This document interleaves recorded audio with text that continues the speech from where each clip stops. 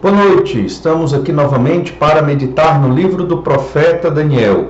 Semana passada nós começamos o capítulo 11 do livro do profeta Daniel. Este livro possui 12 capítulos e o capítulo 11, como nós falamos, é um capítulo bem complexo. Esse capítulo é a última visão que Daniel teve e apresentou aos seus leitores imediatos, e nós temos ela hoje conosco para nos orientar com relação às últimas coisas e também para entendermos o quanto nosso Deus é soberano, todo-poderoso e controla todos os eventos. Então, no capítulo 11, do verso 1 até o verso 20, nós observamos a trajetória do Império Grego.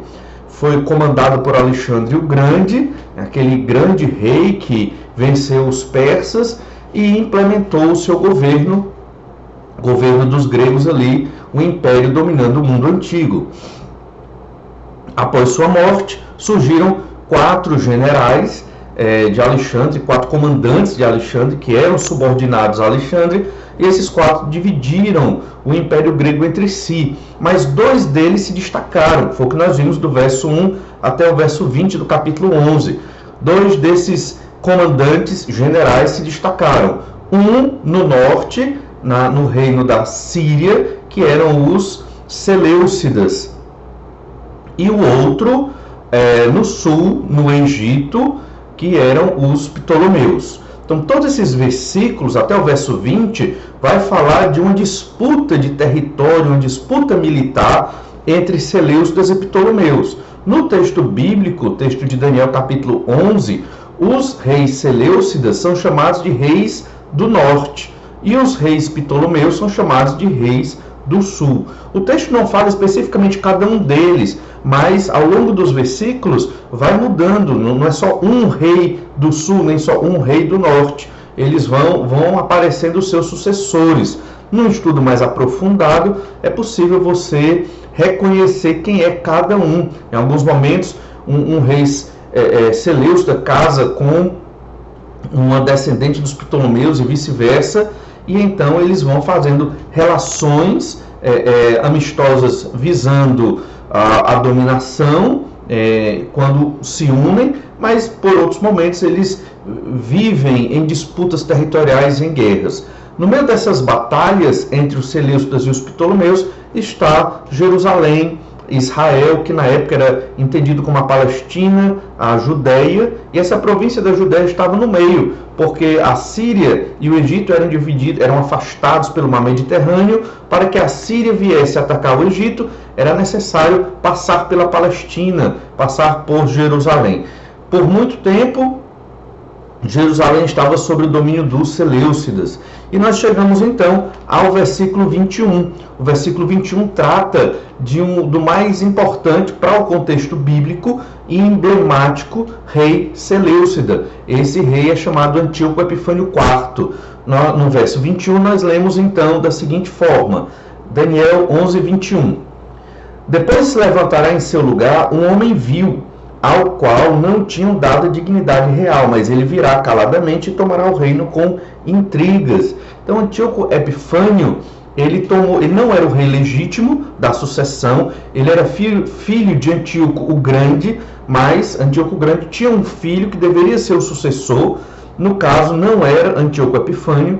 No entanto, quando Antíoco o Grande morre, Epifânio, ele manda seu sobrinho, seu irmão, digamos assim, na verdade seu sobrinho, para longe e assume o reinado. Na verdade, Antíoco o Grande morreu, o filho que era o sucessor também faleceu e o sobrinho de Antíoco Epifânio deveria assumir. Então, Antíoco Epifânio dá um jeito de exilar, provavelmente em Roma, o seu sobrinho, e ele assume o reinado dos Seleucidas, no caso, na Síria e em outras regiões próximas da Síria. Por isso é dito que ele é um homem vil, né? Por isso que é dito que ele não tinha a dignidade real, porque ele não era o sucessor, ele tomou o reino com intrigas. E então, verso 22, nós lemos assim: as forças inundantes serão arrasadas de diante dele, serão quebrantadas como também o príncipe da aliança. Então, ele será um rei guerreiro e que vai aumentar um pouco o domínio da Síria e vai enfrentar o rei do sul. ele enfrenta o rei do sul, dentro do contexto bíblico e na história secular, pelo menos mais 2 vezes, um é vitorioso e na outra não é.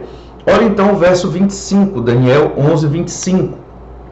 Suscitará a sua força e o seu ânimo contra o rei do sul, à frente de grande exército. O rei do sul sairá à batalha, com grande e muito poderoso exército, mas não prevalecerá, porque maquinarão projetos contra ele. Então ele vai ter uma certa vitória sobre o rei do sul. Lembre-se, o rei do sul é um Ptolomeu, né, um Ptolomeu, ou seja, um grego dominando o Egito naquela época. É um dos descendentes do general dos Ptolomeus que dominou aquela região logo após a morte de Alexandre. Olha então o verso 28, Daniel 11, 28. Então o homem vil, falando aqui de Antíoco Epifânio, quarto, então o homem vil tornará para a sua terra com grande riqueza e o seu coração será contra a santa aliança. Ele fará o que lhe aprover e tornará para a sua terra. Então, depois de ter tido essa vitória contra o Egito, contra os Ptolomeus, Antíoco Epifânio volta para a Síria, passa pela terra de Jerusalém, mas ele já está inclinado a ir contra a Santa Aliança, ou seja, contra os judeus, contra Jerusalém ali naquele momento, e ele volta para a Síria, né, para a sua região. Olha o verso 29. No tempo determinado, tornará a avançar contra o sul, mas não será nesta última vez como foi na primeira. Então, em outro momento, ele volta a atacar o sul, porque ele não dominou o sul, no caso, o Egito, como ele queria. Então, Antíoco Epifânio tenta novamente. No entanto, dessa vez, ele não será bem sucedido. Verso 30. Porque virão contra ele navios de Quitim, que lhe causarão tristeza. Então veja bem, essa primeira parte do verso 30 nos diz muito. Os navios de Quitim aqui é uma referência aos romanos. Muito importante entender que, enquanto os Seleucidas e os Ptolomeus estão disputando por terra, Roma está avançando nas chamadas guerras púnicas. Ele está ganhando território, no caso, ainda não era um Império Romano, mas era uma confederação, né, de estados romanos ali. A Península Itálica toda já tinha sido dominada por Roma. Havia vários povos latinos ali, como os etruscos, sabinos e outros, e que foram dominados pelos romanos, e eles já estavam chegando no norte da África, quando eles venceram a Terceira Guerra Púnica contra Cartago. Então, após essas vitórias, no Império Romano já estava no norte da África, no caso ainda não império, ainda era uma república, eles estavam no norte da África e já na Europa, no norte, né, já na Europa Central, caminhando para o leste. Então haviam 2 frentes de dominação romana, no norte da África e da Europa Central para o leste europeu, pegando a região da Síria. Então Roma estava atacando tanto o norte da África quanto o leste europeu e dominando toda aquelas nações ao redor do mar Mediterrâneo. É importante termos isso em mente porque enquanto Seleucidas e Ptolomeus estavam disputando, os romanos estavam chegando, e os romanos fizeram aliança com os Ptolomeus no Egito. Por isso que os Seleucidas, nessa segunda investida militar, não venceram os egípcios, no caso, os Ptolomeus, porque os romanos deram apoio. E é interessante, ainda no verso 30, olhe novamente o versículo 30, vamos ler de novo, Daniel 11:30. Porque virão contra ele navios de Quitim, que lhe causarão tristeza. Por que vão causar tristeza? Porque o apoio romano aos Ptolomeus fez com que Antíoco Epifânio IV ele não desse sequência àquela batalha. Ele nem chegou a guerrear. Um comandante romano fez um círculo ao redor de Antíoco Epifânio e disse que ele pensasse bem no que ele ia fazer ao sair daquele círculo. Era um terreno de areia, ele fez um círculo ao redor e disse, olha, veja o que você vai decidir ao sair desse círculo. Ou seja, se ele saísse do círculo e atacasse o Egito dos Ptolomeus, ele seria atacado pelo exército romano. Mas se ele retornasse, estava tudo tranquilo, ele não seria atacado.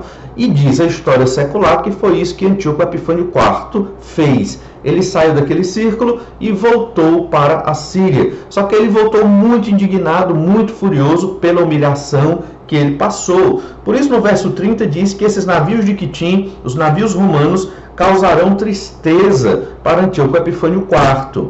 Ainda no verso 30, voltará e se indignará contra a Santa Aliança, e fará o que lhe aprouver, e tendo voltado, atenderá aos que tiverem desamparado a Santa Aliança. Então, ao voltar para a Síria, ele passa por Jerusalém, e como está virado, ele descontou a sua fúria e a sua ira nos judeus. Foi nesse momento que Antíoco Epifânio IV invadiu o templo, saqueou o templo, recolheu impostos abusivos, e profanou o templo de Jerusalém, sacrificando ali um porco em adoração a Júpiter, né, o deus grego deles. Ou seja, a ira contra os Ptolomeus fez com que Antíoco Epifânio IV se tornasse um tipo do que seria o verdadeiro anticristo. Por isso que Antíoco Epifânio IV aqui, ele é apresentado como a abominação desoladora. Continue lendo o verso 30. Atenderá aos que tiverem desamparado a Santa Aliança. Verso 31. Dele sairão forças que profanarão o santuário, a fortaleza nossa, e tirarão o sacrifício diário, estabelecendo a abominação desoladora. Na verdade, a abominação desoladora não é necessariamente Antíoco Epifânio IV, mas o que ele fez, sacrificando um porco no altar do templo de Jerusalém, em oferenda a Júpiter, um deus greco-romano. Olha o verso 32. Aos violadores da aliança, ele com lisonjas perverterá, mas o povo que conhece ao seu Deus se tornará forte e ativo.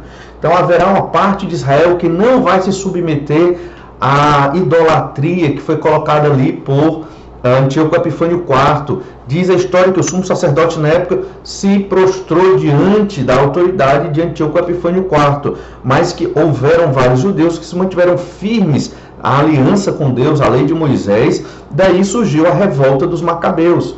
É interessante que existem dois livros apócrifos, não estão no cânon da Bíblia, mas esses dois livros são históricos, é o livro de Macabeus 1 e Macabeus 2. Eles são livros interessantes para você compreender a história desse período do capítulo 11, e que também faz parte da história de transição do Antigo para o Novo Testamento. Mas lembre-se, Macabeus 1 e Macabeus 2 não são livros inspirados pelo Espírito Santo de Deus, são livros históricos, contam o que aconteceu aqui na época, com a chegada de Antíoco Epifânio, após a sua derrota, ali, humilhação diante dos Ptolomeus e dos romanos. Ele volta e desconta a sua ira para com os judeus ali em Jerusalém. Então esses dois livros, se você puder ler, você vai perceber como foi terrível esse momento, e daí surgiram os Macabeus, né? João Hircano e os outros Macabeus liderando uma revolta contra essa dominação seleucida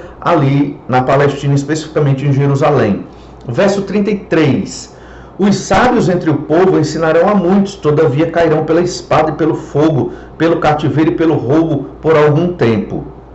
Verso 34. Ao caírem eles, serão ajudados com pequeno socorro, mas muitos se ajuntarão a eles com lisonjas. Alguns dos sábios cairão para serem provados, purificados e embranquecidos até o tempo do fim, porque se dará ainda no tempo determinado.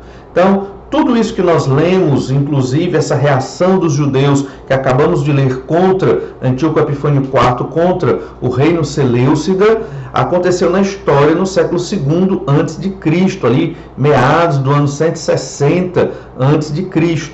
No entanto, a partir do verso 36 do capítulo 11, nós temos uma ruptura no tempo. Você vai perceber alguns elementos aqui que nos mostram que agora não estamos mais falando do rei do norte nem do rei do sul, não estamos falando de um rei Seleucida e de um rei Ptolomeu, mas estamos falando de um outro rei. Olha o versículo 36. Este rei fará segundo a sua vontade, e se levantará e se engrandecerá sobre todo Deus. Contra o Deus dos deuses falará coisas incríveis e será próspero, até que se cumpra a indignação, porque aquilo que está determinado será feito. Este rei do verso 36 não é mais Antíoco Epifânio IV. Entendemos que este rei aqui se refere ao anticristo e que todo o capítulo 11 traçou até chegar em Antíoco Epifânio IV para mostrar que este Antíoco Epifânio IV é um tipo do anticristo. Ele representa o que será no futuro o anticristo. Na história dos judeus foi o que mais próximo chegou desse anticristo, tanto que Jesus, lá em Mateus 24, verso 15, fala da abominação desoladora, que foi promovida por Antíoco Epifânio IV e que será replicada e aumentada por este rei aqui, que é o anticristo, que é o homem da iniquidade, que virá no futuro, lá na última semana das 70 semanas de Daniel, que são os 7 anos de tribulação. Perceba que este rei, ele se levantará e se engrandecerá sobre todo Deus. Antíoco Epifânio não fez isso. Ele profanou o altar do templo, lá em Jerusalém. Antíoco Epifânio, ele ofereceu um porco em adoração a Júpiter, mas ele não se colocou como Deus, como divindade. Este rei fará isso e ele será contra o Deus de Israel.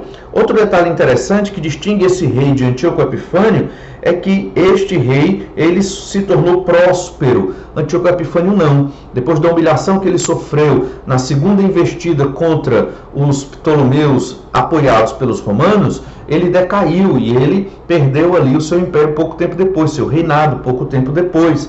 Este rei não, ele vai prosperar, ele vai fazer coisas terríveis contra o povo de Deus. Olha o verso 38. Mas em lugar dos deuses, honrará o Deus das fortalezas, a um Deus que seus pais não conheceram, honrará com ouro, com prata, com pedras preciosas e coisas agradáveis. Acredita-se que esse Deus das fortalezas, que será honrado por esse rei, será o que se refere às guerras, aos utensílios de guerras e batalhas, e referente ao poder que ele vai acumular e adquirir por meio da violência e da força ali naquele tempo. Verso 39. Com o auxílio de um Deus estranho, agirá com as poderosas fortalezas. Esse Deus estranho pode muito bem ser o próprio Satanás, tido aqui como um tipo de divindade e que vai dar força ao anticristo para agir e agirá contra as poderosas fortalezas, contra as outras nações. Ainda no verso 39. E aos que o reconhecerem, multiplicar-lhes-á a honra, e fá-los a reinar sobre muitos, e lhes repartirá a terra por prêmio. Então, aqueles que seguirem o anticristo, este rei, eles vão ser honrados e vão ter poder junto com ele. Observe agora o verso 40, que nos mostra que este rei, que é dito no verso 36, que entendemos que é o anticristo, ele não é nem o rei do norte, nem o rei do sul, ele não é nem Ptolomeu, nem Seleucida. Olha o verso 40. No tempo do fim, o rei do sul lutará com ele, e o rei do norte arremeterá contra ele com carros, cavaleiros e com muitos navios, e entrará nas suas terras, e as inundará e passará. Então, tanto o rei do sul como o rei do norte lutarão contra este rei. Entendemos que aqui, como houve a ruptura do tempo, esse rei do sul pode muito bem ser o Egito, o rei do norte pode ser a Síria, outra nação no norte ali do Mediterrâneo, mas o fato é que quebrou aquela sequência dos Ptolomeus e dos Seleucidas, e a partir do verso 36, outro rei do sul, outro rei do norte, está lutando contra este rei que é o anticristo, que não mais é Antíoco Epifânio IV, que foi tipificado por este rei Seleucida, Antíoco Epifânio IV, mas que fará um reinado muito mais terrível e se colocará como Deus. Importante destacar que, segundo a profecia do capítulo 7, em relação também ao capítulo 2 do profeta Daniel, o chifre pequeno, que é o anticristo, ele não vem do Império Grego, ele não vem do leopardo ali com asas, mas ele vem da besta não nomeada, ou seja, ele vem do Império Romano, que será restaurado no futuro. Então, este rei do verso 36 não pode ser nenhum Seleucida, nenhum Ptolomeu, não vai vir de uma descendência grega, mas sim de uma descendência romana. Então, no final do capítulo 11, nós lemos ainda o verso 44 e 45, para encerrar o capítulo. Mas pelos rumores do Oriente e do Norte será perturbado e sairá com grande furor para destruir e exterminar a muitos. Então veja que o anticristo aqui, este rei, irá, por meio da guerra, desse Deus das fortalezas, do poder que ele recebe dessa divindade estranha, que entendemos que é Satanás, ele vai perturbar e destruir a muitos. E no verso 45, armará as suas tendas palacianas entre os mares, contra o glorioso Monte Santo, mas chegará ao seu fim, e não haverá quem o socorra. Ou seja, o fato de ele armar tendas palacianas significa que ele terá um certo poder, uma certa estabilidade, e ele vai lutar contra o Monte Santo, o Monte de Deus, né? Ali no caso o Monte Sião, onde está Jerusalém. No entanto, vai chegar ao seu fim e ninguém vai poder socorrê-lo, porque o anticristo será destruído. Entenda então que o capítulo 11 do livro do profeta Daniel, a quarta visão ali que Daniel teve, vai falar do Império Grego, da morte de Alexandre, da ascensão dos 4 generais de Alexandre, e 2 deles, desses generais comandantes, se destacam. No norte, os Seleucidas, e no sul, os Ptolomeus. E dos 2, o que mais se destaca é Antíoco Epifânio IV. Por quê? Porque ele, após uma humilhação diante dos Ptolomeus e romanos, ele saqueia Jerusalém, ele até ameaça de morte quem vai obedecer à lei de Moisés, diz lá em Macabeus 1 e 2, ele adora, né, a Júpiter, um deus greco-romano, sacrificando um porco ali no altar do templo de Jerusalém. Tudo isso mostra que ele apresentou uma abominação desoladora diante do povo de Israel e do que dizia a lei de Moisés. Mas Antíoco Epifânio IV não é o anticristo, ele é uma representação do anticristo. Ele aponta para o que o anticristo será, só que o anticristo será muito pior do que Antíoco Epifânio IV. Ele será ou irá querer ser adorado como um deus, né, ali em Jerusalém, no templo de Jerusalém. Ele vencerá muitas batalhas, dominará o mundo na época em que ele chegar e assolará todos aqueles que crerem no Senhor Jesus Cristo. E então, todo esse capítulo traça essa história mostrando também a relação de Antíoco Epifânio IV com este rei que é o anticristo. Perceba como o Senhor apresenta em detalhes, através da profecia de Daniel, o que virá a acontecer no futuro. Há uma relação do que aconteceu no passado, até chegar em Antíoco Epifânio IV, e o que vai acontecer no futuro com a chegada do anticristo.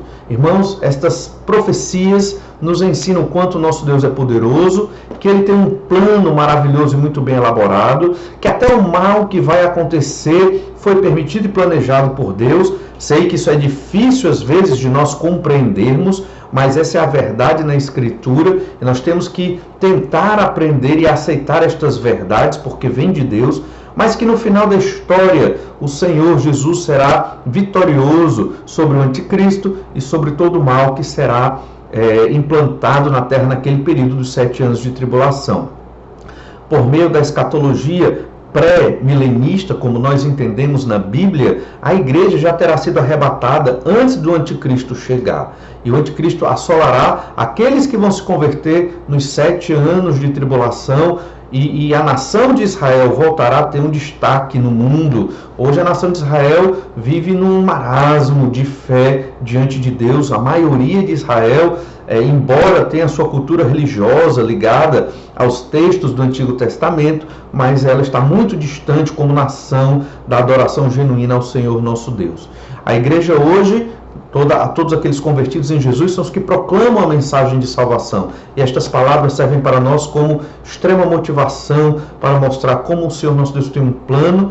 Nós fazemos parte deste plano, estamos proclamando a verdade, a vontade de Deus até que o Senhor Jesus Cristo volte. Por isso, irmãos, não precisamos ter medo, não precisamos viver ansiosos, não precisamos nos desesperar diante das situações da vida, porque o Senhor tem tudo sob controle. Nosso Deus é soberano, é todo-poderoso, deixou a Escritura para nos mostrar o quão grande e poderoso Ele é. Creiamos no Senhor, vivamos pela fé, em oração, obedecendo os mandamentos de Deus, entendendo que tudo está sob o controle do Senhor nosso Deus. Deus te abençoe, que o Senhor te fortaleça e que você continue firme na disciplina da leitura da Escritura, da oração, do seu período devocional. Deus abençoe a todos e até breve.